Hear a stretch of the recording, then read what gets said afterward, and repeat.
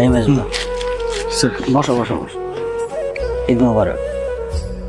ভোর হয়ে গেছে তো, সবাই কাজ টাজ করে চলে গেছে, তুমি কাজ করতে করতে ঘুমায় গেলা, ভাবলাম 2 ঘন্টা রেস্ট নাও।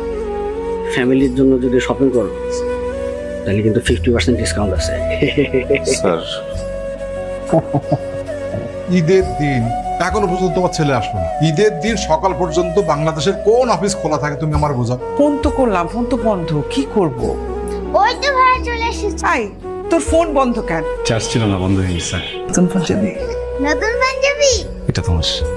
শুধু শুধু এটা কেন আনতে গেছিস? মাছ, মাংস, চাল, তেল সবকিছু আছে।